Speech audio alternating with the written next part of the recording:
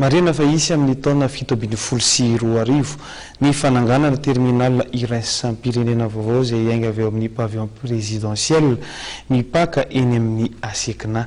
Izay ny amin'ny vaovao iny fa ao amin'ny commune Ivato no anatanterana ny akamaroan'ny hetsika mandritra ny fihaonana tapon'ny firenena amin'ny teny amin'ny ampahany na mantolo ny teny frantsay.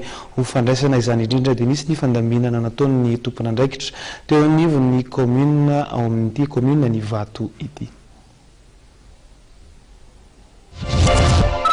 Ny commune Ivato ny varavaran'ny idiran'ny vahiny eto Madagasikara amin'ny alalan'ny seranam-piaramanidina iraisam-pirenena.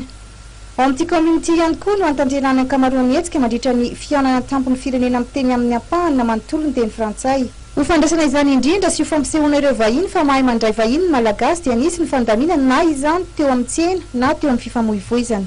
Ato anatin'ny commune Ivato izany dia mizotra tsakany sy andavana ny fizotra ny francophonie fitoram-panjakana mandray ny andraiky ny be dia be amin'ny fizorana izany francophonie izany izay ato anatin'ny commune ihany koa dia mandray ampanajana izany satria vononam-pirenena io misy ny fepetra izay tsy maintsy napetraka ho an'ny taxi be izay efa nalefa mialoha moa izany tsy ahafahany mivezivezy any amin'ny seranam-piaramanidina. Eo ihany koa tsy ahafahan'ireo saretin'omby mivezivezy amin'iny lalan'iny ny tanàna tsy maintsy diovina ary eo ihany koa ny fandaminana ny mpivarotra amoron-dalana. Ny olona tsy maintsy misy foana raha mandamina fa ny olona aty dia mora toro ary ao anatin'izay fandaminana izay zany no matsapa zareo hoe tsy maintsy apetraka aloha ny ambo satria tombotsoam-pirenena no banjinina dia milamina ka tsy misy olana.